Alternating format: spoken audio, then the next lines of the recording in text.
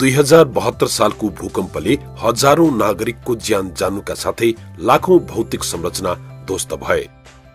लाखौं मानिस विस्थापित भए भने सबै क्षेत्रमा पुगेको क्षतिको आकलन नै हुन सकेन। भूकम्पले निम्ताएको महाविनाशको 6 वर्ष पुग्दै गर्दा क्षतिग्रस्त भौतिक संरचनाको पुनर्निर्माण अन्तिम चरणमा पुगेको छ। मानवीय क्षतिको कुनै परिपूरण नभए पनि ध्वस्त संरचनाहरू भने थप व्यवस्थित र बलियो गरी उभिएका छन्। भूकम्पले पुर्याएको क्षति र चोट भयंकर थियो, तर यस्ता विनाशकारी विपदलाई पनि अवसरका रूपमा रूपान्तरण गर्न सके विकासको नयाँ अध्याय सुरु गर्न सकिन्छ भन्ने कुरा अहिले बोध भएको छ। भूकम्पले भत्काएका लाखौं घर, हजारौं शैक्षिक संस्था तथा सम्पदा चुस्त दुरुस्त रूपमा उभिरहँदा सडक पुनर्निर्माणले विकासको गतिलाई अरु तेज बनाएको छ। भूकम्पले क्षति पुर्याएका भौतिक पूर्वाधार निर्माणको सहजताका लागि पुनर्निर्माण प्राधिकरण मार्फत निर्माण गरिएका सडक अहिले प्रभावित क्षेत्रका नागरिकका लागि लाइफलाइन बनिरहेका छन्। प्राधिकरण अन्तर्गतको केन्द्रीय आयोजना कार्यान्वयन इकाई अनुदान व्यवस्थापन तथा स्थानीय पूर्वाधार कार्यक्रमका अनुसार 664 किलोमिटर सडक यसै अन्तर्गत निर्माण भइरहेको छ। सडकको आयोजना अहिले सुरु भएको झन्डै 5-6 वर्षै भइसक्यो है। भूकम्प जाने बित्तिकै भूकम्पले चाहिँ धेरै चिजहरू नोक्सान गर्यो। विशेष गरेर निजी आवास चाहिँ ठुलो संख्यामा क्षति पुर्यायो, भत्कायो र त्यो निजी आवासहरू पुनर्निर्माण गर्नुपर्ने क्रममा आवश्यक सामग्रीहरूको ओहोर दोहोरको लागि चाहिँ सडकको जरुरत पर्नेदेखि त्यसको पुनर्निर्माणको कार्यक्रममा नै सडक चाहिँ एउटा अभिन्न अङ्गको रूपमा आएको हो र अहिले हामीले चाहिँ त्यो पुनर्निर्माण गर्ने क्रममा टोटल 301 र 363 गर्दाखेरि 664 किलोमिटर सडक पुनर्निर्माण गर्ने क्रममा 301 किलोमिटर चाहिँ सकिसकेको छ एउटा एडीबी को सपोर्टमा पहिलो फेज अन्तर्गतको कार्यक्रमको रूपमा र अहिले हामी चाहिँ दोस्रो फेजको क्रममा छौं र यसको पनि 363 किलोमिटर सडक र 15वटा पुल निर्माण गर्ने क्रममा अहिले सडकमा चाहिँ 80% वरिपरिको भौतिक प्रगति छ भनेदेखि पुलमा पनि हामी 40% वरिपरिको प्रगतिमा छौं। कोभिड नभएको भए पुरै उल्लेख्य मात्रामै सकिन्थ्यो है। पूर्व मुख्य गरेर काम गर्ने सिजनमा कोभिडले गर्दाखेरि लकडाउन भयो चैत 11 गते हैन 2076 सालबाट। अनि हामीले काम गर्ने समयमा ठ्याक्कै काम गर्न सकेनौं। चैत वैशाख जेठ खास गरेर 3 महिना त्यो चाहिँ ठ्याक्कै काम सिफ्ट भयो, पछि सर्यो। अनि कस्तो भने पिच गर्ने कामलाई चाहिँ फेरि सर्टेन तापक्रम चाहिन्छ। बर्खामा पनि गर्न सकिँदैन र हिउँदमा पनि तापक्रम नमिल्दा गर्न सकिँदैन र फेरि त्यो चाहिँ ठ्याक्कै एकै वर्ष सिफ्ट भयो के यता फागुन चैतमै आयो। त्यसले गर्दाखेरि हाम्रो चाहिँ अब यी सबै कामहरू यो असारको अन्तसम्ममा सक्ने उद्देश्यका साथ हामी चाहिँ अगाडि बढिरहेछौँ र हामीलाई अहिलेसम्म विश्वास लाग्छ हामी यो काम सक्छौँ। प्राधिकरणको क्षेत्राधिकार अन्तर्गत रहेका सडक आयोजनाहरूको 80% काम सम्पन्न भएको छ भने बाँकी काम आगामी असार मसान्तसम्म सम्पन्न गर्ने आयोजनाको लक्ष्य छ। कोभिड महामारीका कारण ढिलाइ भए पनि असारसम्म निर्माणाधीन सबै योजना सम्पन्न हुने आयोजनाले जनाएको छ। यसरी निर्माण भएका सडक सञ्जालले नागरिकको जीवन स्तरमा सुधार ल्याउनुका साथै शिक्षा, स्वास्थ्य, रोजगार लगायत चौतर्फी विकासमा महत्त्वपूर्ण योगदान पुर्याएका छन्। ओभरअलमै यसले चाहिँ इकोनोमीमा सकारात्मक प्रभाव पार्छ हैन। खास गरेर सडकको के भन्देखि एउटा त स्टाटस, त्यसको स्थिति, राइडिङ सर्फेस भन्छ हैन। माटी सडक छ भनेदेखि तपाईँ ग्राभेल कतिपय ठाउँमा पहिला ग्राभेल सडक पनि थिएन, माटी नै थियो हैन। ग्राभेल भयो नि भत्किया थियो। अब हामीले चाहिँ ग्राभेल र अहिले पछि गएर तपाईँ बिटुबिनस सर्फेसवाला सडकहरू, 2 क्याटेगोरीको सडकहरू निर्माण गरेका छौँ। यो दुईटै क्याटेगोरीले चाहिँ के गर्छ भनेदेखि लाभग्राही हैन, विशेष गरी यात्रुहरूको हैन सामान ओहोरदोहोर गर्दाखेरि समय बचत हुन्छ हैन, मानिसको पनि समय बचत हुन्छ। ओहोरदोहोर गर्ने सामानलाई पनि हामी क्विकली पठाउन सक्छौँ हैन, ल्याउन सक्छौँ भनेपछि ट्राभल टाइम बच्यो हैन। अनि क्वालिटीका साथ डेलिभरीहरू हुन्छ है। अनि रोजगारी त सडक क्षेत्रमा के अरे यातायात क्षेत्रमा लाग्ने मानिसहरूले रोजगारी पाउँछ। रोड कोरिडोरमा चाहिँ तपाईँ मानिसहरूको मुभमेन्ट बढ्छ हैन। काम गर्ने क्रममै निर्माणकै क्रममै मानिसहरू बढी त्यो वरिपरि हुन्छन् हैन। त्यसपछि गएर मुभमेन्टमा मानिसहरू ओहोरदोहोर गर्दाखेरि विभिन्न ठाउँमा स्टपेजहरू न्यू स्टपेजहरू क्रिएट हुन्छ। त्यसले गर्दाखेरि त्यहाँ मानिसहरू हल्ट हुन्छन्, बस्छन्, रहन्छन् केही समय। त्यो गर्दाखेरि के हुन्छ भनेदेखि मानिसको आवत जावत गर्ने क्रममा चाहिँ मानिसलाई पानी चाहिन्छ, खाना चाहिन्छ हैन। त्यो दिशा पिसाब गर्नुपर्छ। त्यो भनेको के हो भनेदेखि त्यस्तो गर्दाखेरि त्यो ठाउँमा त्यसरी बस्दाखेरि चाहिँ विनिमय हुन्छ, एक्सचेन्ज हुन्छ हैन। अब मानिसले सामानहरू किन्छन्, खानेकुराहरू किन्छन् हैन, अनि त्यसपछि खान्छन्, पैसा दिन्छन्। त्यसले गर्दाखेरि के भयो भने पसलहरू मान्छेहरूले पसलहरू खोल्छन् हैन। अनि एउटा रोजगारी यसरी बढ्छ मानिसहरूको भनेदेखि। अनि सर्टेन पकेटलाई समेट्दै सडकहरू गएको कारणले एउटा त पुनर्निर्माणकै सामानहरू ढुवानी गर्न हैन सजिलो भयो। मानिसहरूले त्यहाँ पनि रोजगारी पाए, पसलेहरूको सामान बिक्री हुन्छ, मानिसहरूले घर बनाउँछन्, राम्रो घरमा बस्छन्, स्वास्थ्यमा सकारात्मक प्रभाव पर्छ। ओभरअल उनीहरूको जीविकोपार्जनमै जीवन पद्धतिमै सकारात्मक प्रभाव पार्छ। सँगसँगै त्यो वरिपरिको तपाईँ चाहिँ उत्पादनहरू हैन, कृषि उपजहरू हुन्छ विशेष गरेर उत्पादनमा। अनि सँगसँगै औद्योगिक ग्रामीण उद्योग धन्दालाई पनि यसले चाहिँ टेवा दिन्छ हैन। घरेलु उद्योगहरूलाई टेवा दिन्छ।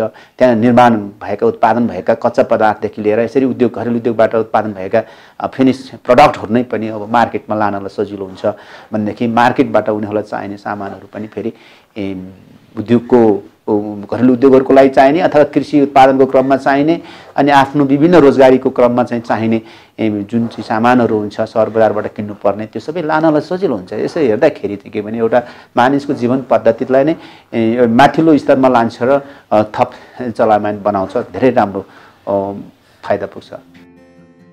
भूकम्पले बढी प्रभावित 30 जिल्लामा कार्यालय नै स्थापना गरी सडक पुनर्निर्माणको काम भइरहेको छ, जसमध्ये धादिङ, नुवाकोट र चितवनमा पनि कतिपय सडक निर्माण भइसकेका छन् भने कतिपय निर्माणाधीन अवस्थामा छन्। सुरुमा योजना छनौट तथा डीपीआर निर्माणमा ढिलाइ भए पनि पछिल्लो चरणमा निर्माण कार्यले तीव्रता पाइरहेको छ।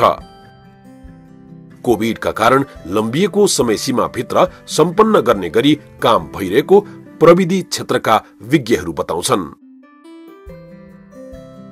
सुरुमा त अब यो पुनर्निर्माण प्राधिकरण जुन भूकम्प पछाडि स्थापना भयो, सुरुमा यी सडकहरू आइडेन्टिफाई भएर यसको डीपीआरहरू तयार गर्नलाई नै हामीलाई समय लाग्यो। यो 5 वर्ष अवधिमा हामीले यी सडकहरू जुन भूकम्पबाट अति प्रभावित ठाउँहरूलाई जोड्नको लागि जुन सडकहरू निर्माण गर्नुपर्ने थियो त्यो सेलेक्सन गरेर त्यसलाई चाहिँ त्यसको पुनर्निर्माण गर्नको लागि डीपीआर बनाउनलाई नै समय लाग्यो अलिकति। त्यो पछाडि चाहिँ अब डीपीआर भइसकेपछि त्यसको खरिद प्रक्रिया गरेर हामीले काम गर्ने सिलसिलामा चाहिँ अब निर्माण व्यवसायीहरूको पनि विभिन्न समयमा निर्माण व्यवसायले हामीले अपेक्षा गरे अनुसार कामको स्पिड गर्न नसक्ने अलिकति त्यो समस्या भयो।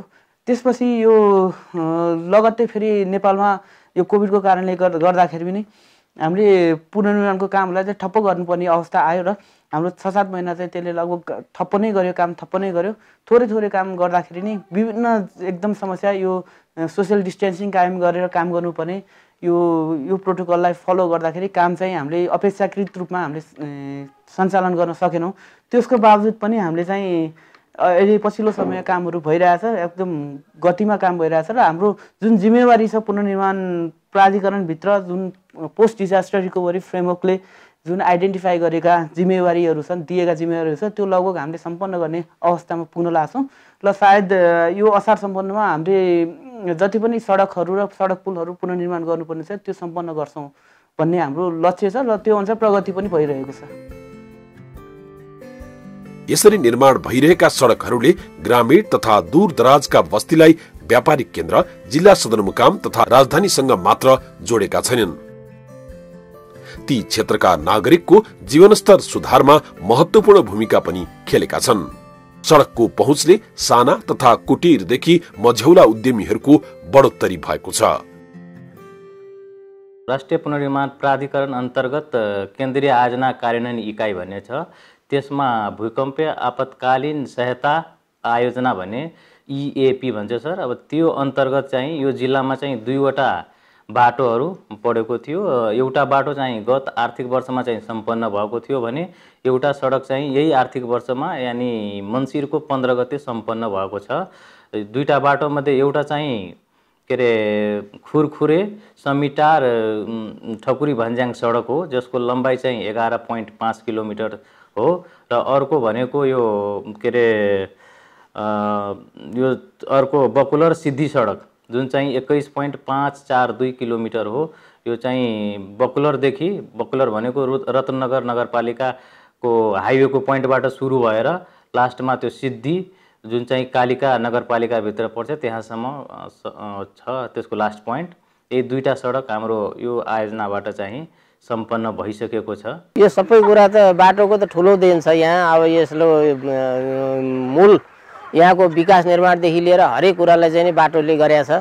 यो बाटो नहुँदाखेरि हामीले चाहिँ नि मैले पनि टाढीमा चाहिँ नि के अरे भारी बोकेर यहाँ मालसम्म ल्याउँथेँ, डोकोमा बोकेर हिँडेर चाहिँ नि मालसम्म ल्याउने गरेको थिएँ पहिला। तर यो हुँदै जाँदाखेरि बाटोको सुरुवात भयो, बाटो बन्यो। बाटो बनेपछि चाहिँ नि अब अहिले यतिखेर त अब हामीलाई चाहिँ नि अब कहाँ हो सहर र योमा केही फरक देखिँदैन। र यो पहाडी भेग छ यहाँ चाहिँ नि अब पर्यटन क्षेत्रहरू नै हाम्रो यो ठाउँमा छ। त्यो ती पर्यटकहरूलाई पनि हिँड्न ओर्न सजिलो, खानपिना रेस्टुरेन्ट होटेल अब यी सबैको व्यवस्था यहाँ छ। यो सबै गरेको चाहिँ नि यही बाटोको कारणले चाहिँ भयो होइन। यो मेरो विचारमा त मैले चाहिँ एकदम राम्रो यो विकास निर्माणको ठुलो चाहिँ नि यो मूल ढोका नै बाटो हो। बाटो, शिक्षा, स्वास्थ्य, खानेपानी योभन्दा चाहिँ नि अब मूल ढोका त अब खानेपानीलाई पनि सामान ल्याउनु पर्यो, बाटै चाहियो। शिक्षालाई पनि चाहिँ नि केही सामान चाहियो, बाटै चाहियो। सबभन्दा मूल उद्देश्य त बाटो नै रहेछ भनेर मेरो मनमा चाहिँ त्यो विश्वास छ। भूकम्पले पुर्याएको क्षति बिर्सिएर ग्रामीण क्षेत्रका नागरिकहरू जीवनलाई नयाँ गतिमा दौडाइरहेका छन्। रोजगारीका लागि प्रदेश गएकाहरू गाउँमै फर्केर लघु उद्यममा लागेका छन् भने बसाइसराईको क्रम रोकिन थालेको छ। सडकको पहुँचले दूर दराजमै पनि विकास र सम्भावनाका प्रशस्त ढोका खुलेका छन्। यो लामो समयदेखि यो जुन अभाव थियो यो अहिले चाहिँ यो विकास निर्माण कामले एउटा तीव्रता जुन प्रदान गरेको छ, यसमा हामी स्थानीयहरू अचम्मै हामी उत्साहित छौँ। यसले हामीलाई हिजोको तुलनामा हेर्ने भने हामी अत्यन्तै विगत नगरपालिकाको हैसियतमा अत्यन्तै विगत थियो। त्यो भइसकेपछि हामीले अब कसरी यो बाटोलाई चाहिँ अब स्तर उन्नति गर्ने, कसरी यसलाई चाहिँ अब अझ राम्रो बनाउने भन्ने एउटा चाहिँ हामी चाहिँ उमा थियौँ। तर यो सपना अहिले हाम्रो चाहिँ साकार भएको छ र हाम्रो मात्रै होइन सिङ्गो समाज, सिङ्गो विदुर नगरपालिका वार्ड नम्बर 11 को सिङ्गै समाज अहिले चाहिँ एकदम खुसी छ। र यसले हामीलाई फाइदा के कुरामा गरेको छ भन्दा हामीले हिजो जुन अभाव थियो, एम्बुलेन्सको अभाव, जस्तै सुत्केरी डेलिभरी भइरहँदाखेरि सुत्केरी लान नसक्ने अवस्था, अहिले यो बाटो स्तर उन्नति भएपछि हामीले सहजै रूपमा बजारसम्म अथवा सदरमुकामसम्म हामीले लान सहज भएको छ। प्लस हामीले उत्पादन गरेको जुन तरकारी बारीहरू छ, उत्पादन गरेको जुन साधन स्रोतहरू छ, हामीले सहजै रूपमा बजारसम्म पुर्याउन सक्ने यसले चाहिँ एउटा चाहिँ राम्रो महत्त्वपूर्ण भूमिका खेलेको छ। यो सडक निर्माण भइसकेपछि चाहिँ हाम्रो दुईटा एउटा नगरपालिका विदुर नगरपालिका र सूर्यगढी गाउँपालिका दुईटा पालिका जोड्छ यसले, यो सडकले। र यो दुईटा पालिका अन्तर्गत चाहिँ लगभग अब यसमा चाहिँ डाटामा त 60-70 हजार चाहिँ लाभग्राही हाम्रो देखाएको छ, लाभान्वित हुनेछ भन्ने चाहिँ त्यो सम्पूर्ण चाहिँ जनजीवनहरू चाहिँ हाम्रो लाभान्वित हुनुहुन्छ। र यहाँबाट चाहिँ जस्तो पहिला कच्ची सडक थियो, विविध समस्याहरू, सदरमुकाममा आउने पनि समस्याहरू धेरै झेल्नु परेको हुन्थ्यो। वर्षा सिजनमा चाहिँ गाडी चल्थेन। अहिले चाहिँ अब यो सडक निर्माण सुरु भएदेखि चाहिँ वर्षात याममा समेत तपाईँको 12 महिना चाहिँ गाडी सवारी साधन चल्ने भएको छ र यो सडक निर्माण सम्पन्न भइसकेपछि त्यहाँको खाद्यान्न त्यहाँको लोकल प्रोडक्टहरू सम्पूर्ण हामीले चाहिँ यहाँ जिल्ला सदरमुकाममा जान्छ भने जिल्ला सदरमुकामबाट चाहिँ खाद्यान्नहरू अब दैनिक उपभोगको सामानहरू चाहिँ जनताले चाहिँ सजिलै गरी चाहिँ आफ्नो स्थानमा चाहिँ ल्याउन सक्नुहुन्छ र लैजान सक्नुहुन्छ भन्ने साथै जो जुन उद्देश्य थियो हाम्रो राष्ट्रिय पुनर्निर्माण प्राधिकरणको निजी आवास पुनर्निर्माणमा चाहिँ त्यसमा समेत सहयोग चाहिँ पुर्याएको देखिन्छ। परम्परागत खेती किसानीले बल्ल तल्ल जीविकोपार्जन गर्दै आएकाहरू आफ्नै पौरखमा उद्यमी बनेका छन्। पहिले मजदुरी गर्नेहरू अहिले मालिक बनेका छन्। सडकले आम मानिसको जीवन शैलीलाई कसरी प्रभाव पार्दो रहेछ भन्ने कुरा सजिलै बुझ्न सकिन्छ उनीहरूको पहिले र अहिलेको अवस्थाले। विकासको पूर्वाधारको प्रथम पक्ष भनेर बाटोलाई नै बुझ्नुपर्ने रहेछ। पहिला त यहाँ बाटोघाटोको व्यवस्था थिएन हैन, यहाँ पुरै मान्छेहरू अब हिँडेर जानुपर्ने, बजार पनि आवाजात जानुपर्ने, सानो मान्छे मात्रै हिँड्ने गएको थियो। करिब यो बाटो बनिसकेपछि यसको चाहिँ निकै ठुलो फाइदा भयो, जो कि हामीले कुनै पनि सामानहरू ढुवानी गर्नको लागि अब औषधि उपचार गर्नको लागि पनि बाटो भइसकेपछि डक्टरहरू भेटनरीका डक्टरहरू पनि सजिलो आउन सक्ने त्यो भएको छ। भन्दा बाटोको कारणले नै गर्दाखेरि बाटोको छेउमै राखेर यो चाहिँ व्यवसाय मैले सुरु गरेँ। यो फर्म पनि बाटो छेउमै छ। त्यस कारणले गर्दा यो बाटो बनिसकेपछि चाहिँ धेरै फाइदा भयो, जसले गर्दा यो व्यवसाय गर्नलाई, यसको चाहिँ व्यवस्थापन गर्नलाई यसले निकै ठुलो सहयोग पुर्याएको छ। वार्षिक रूपमा अब खर्च कटाएर त्यही 5-7 लाख रुपियाँ जति बच्छ भन्न अन्त जानुपर्ने अवस्था हैन।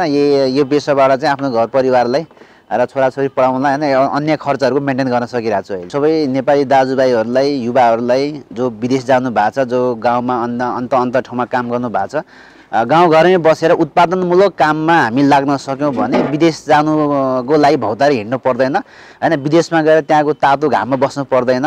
हामीले आफ्नै घरमा परिवारसँग, आफ्नो चाहिँ फ्यामिलीसँग बसेर चाहिँ आफ्नो जीवन चाहिँ राम्रोसँग निर्वाह गर्न सक्छौँ।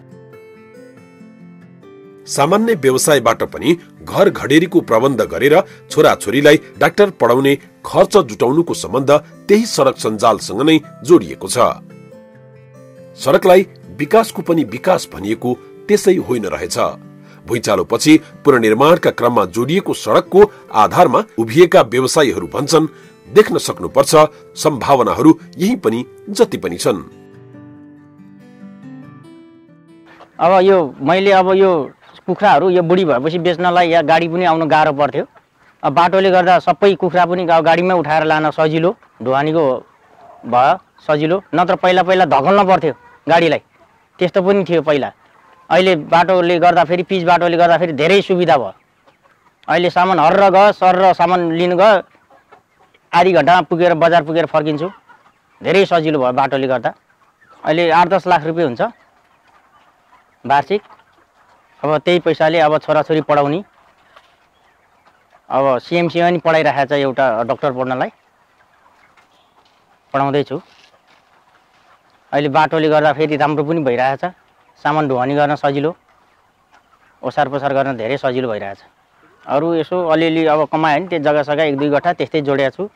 यो अरूले गरेको देखेँ 2 पैसा फाइदा हुन्छ भन्यो, अनि त्यहाँबाट यो गर्दा गर्दा हुँदो रहेछ भने पहिला थोरै पालेको थियो, अहिले हुँदा अहिले मैले 6-7 हजार पालेको छु।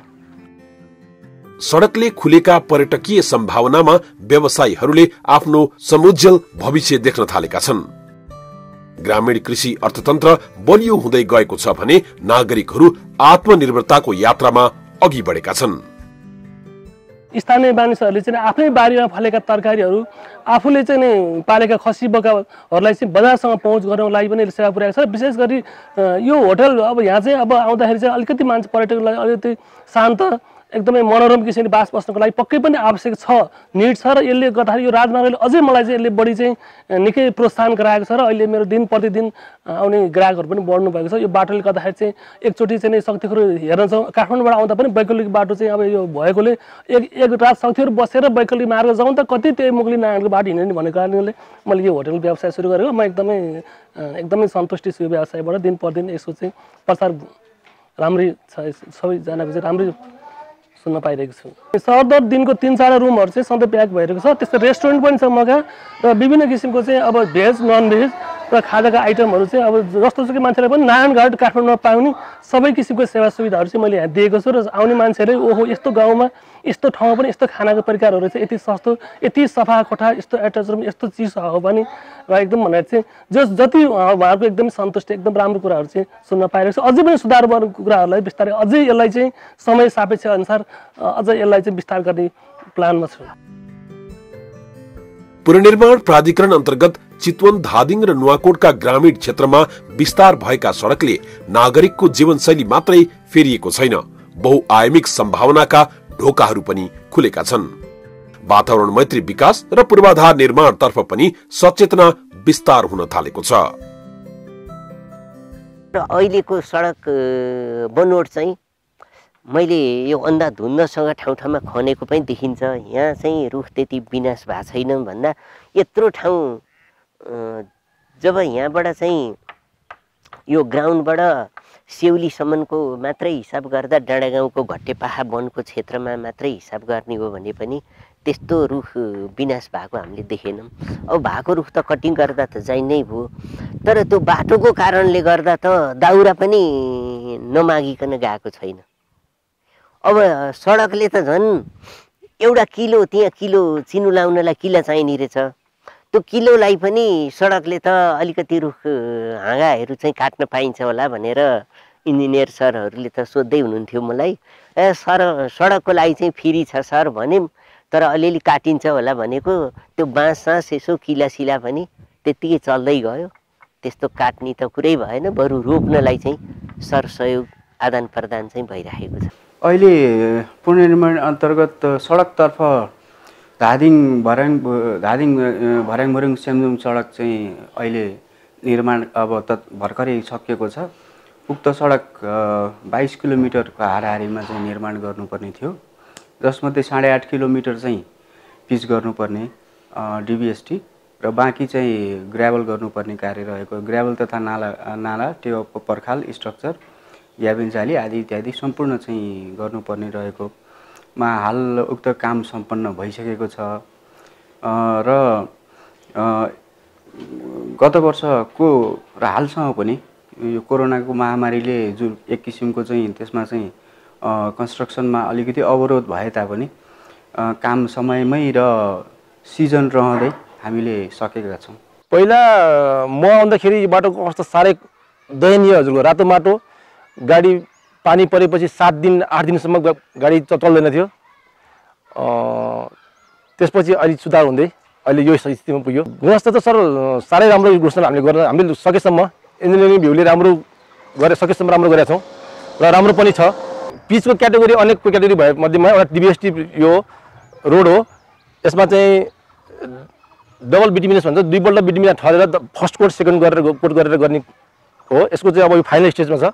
अब बाँकी काम भनेको यसको बडार कुनार मात्रै बाँकी काम हो। अब ल सकिने लाग्यो, सकियो भन्ने पनि हुन्छ। अब यो त केवल आयोजना अन्तर्गत 3 जिल्लामा विस्तार भएका सडक र यससँग फेरिएको नागरिकको जीवनचर्याको तस्बिर भयो। विभिन्न जिल्लामा निर्माण भएका वा निर्माणाधीन सडक तथा यसको दिगो व्यवस्थापन एवं मर्मत सम्मारका लागि पनि प्राधिकरणले सम्बन्धित निकायसँग सहकार्य गर्दै आएको छ। सुरु गरेको काम सक्नुपर्छ, किनभने छुटो पैसा पनि छुट्या छ हैन। अनि त्यसले चाहिँ हाम्रो त्यहाँका मानिसहरूको लागि हो खास गरेर हैन। त्यसले गर्दा देशकै विकासको लागि हो हैन, ग्रामीण समाजको उत्थानको लागि हो। यसरी हेलचेक्राइ कसरी पनि गर्न पाउनु हुँदैन हैन। हामी कारबाहीमै जान्छौँ त्यस्तो हुँदाखेरि, र कारबाही गरेपछि सडक बन्छ भन्ने ग्यारेन्टी हुँदैन हैन। एउटा चाहिँ उद्देश्य के हो भने सडक त्यसले प्रेसर दिन्छ हैन, निर्माण व्यवसायहरूलाई प्रेसर दिन्छ, सरकारलाई प्रेसर दिन्छ र सडक निर्माण हुन्छ भन्ने हो। यदि भएन भनेदेखि त्यसको विकल्पहरू हामीले खोज्नुपर्ने हुन्छ। अब त्यस्तो स्थिति नआओस् भनेर हामी अझै पनि प्रयासरत छौँ। आउँदैन होला, इनकेस आयो भनेदेखि त अब सम्बन्धित निकायमा बजेट कार्यक्रम सहित चाहिँ ह्यान्डओभर हैन कारण दिने ट्रान्सफर गर्ने नै हुन्छ। एकाध केस आउन सक्छ त्यस्तो हुँदाखेरि। विनाशको जगमा उभिएको विकास व्यवस्थित, सुदृढ र दिगो बनाउनका लागि आम नागरिकको भूमिका पनि महत्त्वपूर्ण हुन्छ। त्यसतर्फ सबै सचेत हुन जरुरी छ।